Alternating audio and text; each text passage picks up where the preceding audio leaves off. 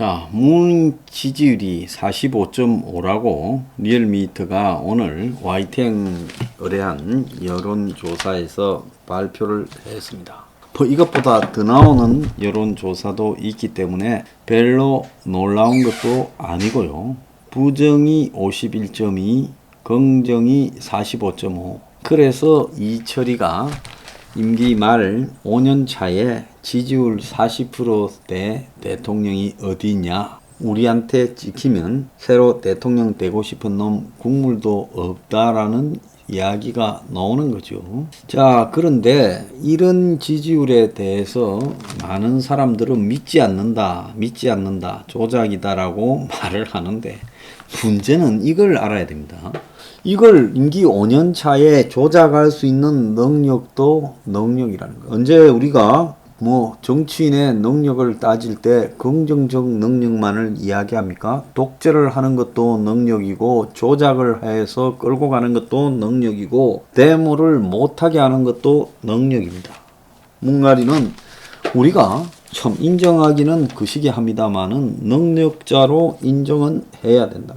한국이 중일이 함부로 하는 나라가 되어버렸어요. 그리고 북한에 백신을 준다고 하면서 저 소말리아 앞바다 홍해에 나가 있는 청해부대 문무대왕함이라는 배에 장병 다수가 지금 코로나에 감염이 돼가지고 지금 전원 하선을 하고 새로 병력을 보낸다고 합니다. 아마 방역 선진국에서 저 멀리 아프리카에 가 있던 이 부대원들이 저렇게 확진이 몽땅 이렇게 돼 가지고 지금 귀국하는 일은 처음 있을 거라고 봅니다. 세계 아마 군 부대사에 처음 있는 일일 거다. 참 기가 찬 이야기인데요. 청해 부대 확진자가 오늘 오전 8시까지 247명이고 입원 항자 위중증이 된 사람은 16명이다. 그래서 1차로 68명이라 하다가 179명이 더 나왔어요.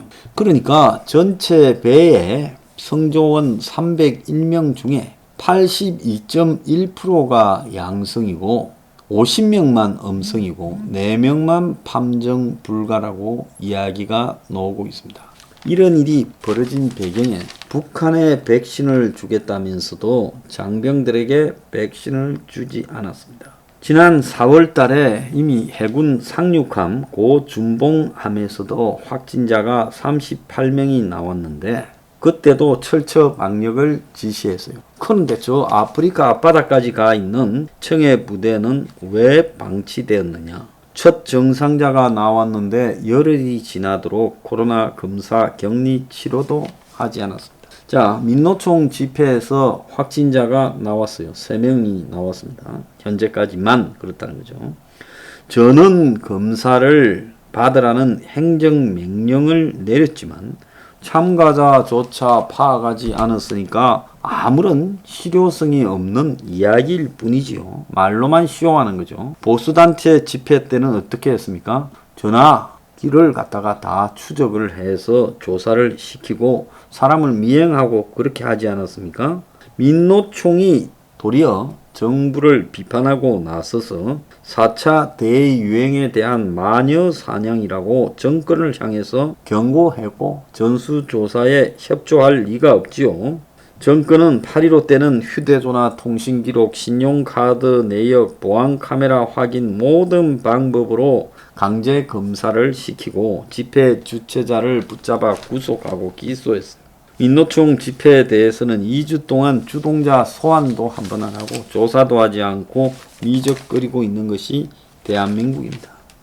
MBC를 앞세워서 검사하고 기자하고가 검언 유착을 했다. 유시민이 죽이려고 신라젠 관련 유착을 물었다고 그렇게 떠들어댔는데 정작 검언 유착에 이 채널A 당사자인 이동재 기자가 무죄가 나왔습니다. 그래서 강요 미수죄가 되는지 구체적인 해악의 고지가 증명되지 않았다라고 말하며 이게 검언유착이라고 MBC가 보도한 것이 한마디로 인정할 수 없다는 거예요.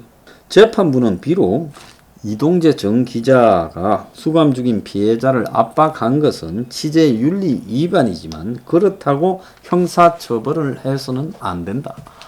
자, 기자가 취재하면서 취재윤리 위반하는 것은 거의 밥 먹듯이 합니다. 사무실에 들어가서 훔쳐가고 기들대고 그 다음에 몰래 이야기를 듣고 그리고 술자리에서 그냥 뭘 물어보고는 그걸 가지고 그냥 확인 안 하고 쓰고 이런 것들은 일찌감치 기자들 사이에서 다 있어요. 취재윤리 위반하는 기자 있으면 나와봐라 그래요. 그런데 MBC가 지금 1%대의 뉴스 시청률을 기록하면서 저렇게 망가지면서도 남을 향해서 다른 기자를 향해서 검찰을 향해서 검은 유착을 정권 편에 서서 주장하다가 지금 저런 꼴을 당했는데 그럼에도 불구하고 이런 부분에 대해서 이것 또한 넘어가면 그만인 겁니다. 자영업자들이 지금 살겠다고 차를 몰고 심야 차량 시위를 했습니다. 자, 그런데도 경찰이 25개 검문소를 설치하고 27개 중대병력을 투입해서 도심 진입을 봉쇄했고 자영업자들이면 강제 귀가를 시켰습니다. 자, 경찰이 민노총의 도심 시위, 택배 노조의 1박 2일 숙박 시위는 막지 않았어요. 하루 확진자가 743명이 나온 상황에 한낮에 종로 일대에 8,000명이 모여서 1시간 50분 동안 구호를 외쳐도 막지 않았습니다. 우리 6월 1일 날 혁명 20일이 고작 9명이 집회하고 그 주변에 몇백 명이 흩어져 있었어요. 그런데 그걸 가지고 그날 경찰이 보였던 진압 형태를 한번 보세요. 6월 11일입니까? 서울시청 앞에도 역시 9명이 기자회견을 하는데 그 옆에 흩어져서 수십 명 불과 있었습니다. 그걸 가지고 지금 저렇게 저한테 소환 통보를 하고 난리를 치고 있습니다. 그런데 이 정권은 철저하게 내 편과 남 편으로 지금 갈라놓고 자영업자는 막고 민노총은 풀어줍니다. 그러면서 지금 자기 정권의 창출에 방해가 되는 자들을 두들겨 잡고 노골적으로 두들겨 잡고 있지요. 오늘은 한겨레 신문이 윤석열이 삼부 토건에 조 회장과의 골프 치고 밥 먹었다라는 그런 이야기들을 또 늘어놓고 있습니다. 옛날에 별장 성매매로도 엮어봤죠. 그래서 집요하게 마음에 들지 않는 후보는 죽이고 있습니다. 자, 최재형 검찰총장이 아들에게 싸게 지금 정려했다고 또 그런 문제까지도 들고 나왔습니다. 철저하게 야당 후보들에 대해서 칼을 들이밀고 있지요. 자기 편이라도 마음에 들지 않는 이재명도 두들겨 잡고 있습니다. 최재형이 자녀에게 아파트 헐값을 임대했다. 그러니까 일종의 부동산 편법 정려다. 이렇게 몰고 가고 있습니다. 유치해서 말을 하지 않겠습니다. 자, 이런 짓거리들을 지금 이 정권이 지속적으로 몰고 가고 있다는 겁니다. 자, 바이러스하고의 싸움은 완전히 실패로 돌아가고 엄청난 확진자를 낳고 있지만은 곧 마스크 벗는다고 공갈을 치고 있고 그리고 자신들의 잘못은 인정하지 않은 채 자영업자들만 두들겨 잡아서 장사 못하게 하고 있습니다. 문가리가 지금 자영업자들이 뭐라고 그랬습니까? 문가리는 2019년 2월에 자영업자들의 대화에서 최저임금 결정 과정에서 자영업자와 소상공인의 의견이 대변되도록 하겠다. 스스로를 골목 상인의 아들이라고 칭하며 자영업자에게 애정을 보이는 시조도 했습니다. 그런데 문가리 정권의 경제보좌관이던 김현철이는 2019년 1월에 자영업자들이 힘들다고 하는데 세계 7대 경제대국에서 한국에 있는 식당들은 왜 국내에서만 경쟁을 하느냐. 온 가족이 이민 짐을 싸서 해외 나가 인생 이막 경쟁을 하라. 이런 헛소리를 하고 있습니다. 그런데 코로나를 맞이해서 자영업자 잔혹사를 문 정권이 스스로 열어가고 있고요. 자, 민노총은 전혀 기가 죽지 않고 그래도 강경투쟁을 하겠다고 말하고 있습니다. 자, 이 정권은 어떤 비리를 저지러도 어떤 정치 공작을 해도 어떤 여론 조작을 해도 또 내 편은 봐주고 남 편을 죽여도 이것이 그냥 국민이 조용하니까 국민이 조용하면 뭘 해도 된다고 밀어붙이고 있고, 그러다 보니 국민이 조용하니 이제 지지율이 45.5%다.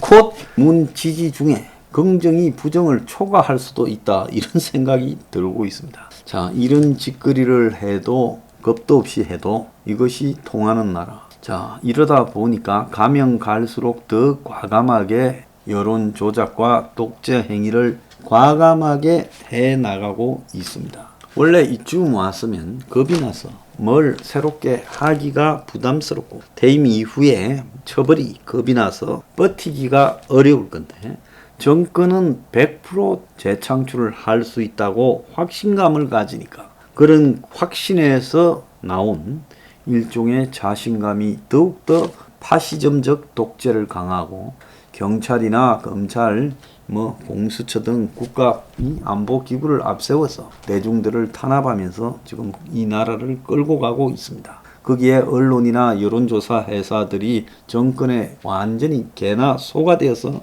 놀아나고 있어요. 그래가 잘못돼도요, 이번에 줄리, 김건희 대학 논문을 조사한다던 MBC 양용경이 그렇게 사고를 쳐도 또 이 정권은 그런 자들에게 기회를 줄 겁니다. 다 덮어주고요, 불법인은요. 그리고 야당 스스로가 정권의 개가 되어서 트로이의 목마가 되어서 순치되어서 정권에 대한 비판조차도 상실해 가고 있습니다. 이러니 문 정권이 뭐가 겁이 나서 끄리낄 게 있겠습니까? 전혀 끄리낄 게 없지 않습니까? 자, 누가 이렇게 만들었냐고 봤을 때는 저는 문이 미운 사람들이 이렇게 만들었다. 이미 대중들은 문에 순치되는 독재의 초입 단계에 들어가 있습니다. 독재 초입 단계에서요, 대중들에게 아무리 진실을 말해도 대중들은 그 진실을 들으려고 하거나 그 진실을 가지고 반성하려고 하지 않고 독재에 맹목적으로 추종하고 순치되어 가고 또 독재에서 긍정적인 모습을 찾으려 노력하는 단계에 가고 있다는 겁니다. 그런데 이 독재를 끊을 수 있는 반대 세력이 있느냐? 저는 동당이나 한국 사회의 보수 언론이나 지금 보수 단체들 수준으로 이 독재를 끊지 못한다고 보고 있습니다. 그들은 사실상 큰 꼴을 보면서도 지난 세월들을 헛수고하고 어디에서 이런 독재가 왔는지 그 근원을 제대로 파악하는데 실패했습니다. 그래서 제가 볼 때는 아마 자기 대선을 앞두고 보수 진영 내부에 대각성이 되거나 아니면 문 정권 스스로 엄청나게 지금 자신감을 가지고 설치다가 큰 에러를 범하기 전에는 별 희망이 없다, 이렇게 보고 있습니다. 그렇지만은 착실히 누군가는 파시즘적 독재 정권을 향해 돌을 던지고 싸우면서 제의를 해갈 때 언젠가는 반드시 이런 정권도 순식간에 무너지는 순간은 온다라는 겁니다. 그래서 그 시간을 대선 전으로 앞당기기 위해서 우리 모두가 할 수 있을 만큼의 최대 노력을 해야 된다는 겁니다. 그래서 여론조사가 조작이다 어쩌다가 의미가 있는 게 아니라 될만 하니까 문에 대해서 묻지도 따지지도 않고 사람들이 다시 옥이냐 석이냐 두 개 중에 하나를 가리는 식의 선택으로 들어갔다. 이게 대한민국 국민들의 수준이다. 그래서 이것은 치열한 투쟁으로 무너뜨릴 수밖에 없다, 그렇게 생각합니다.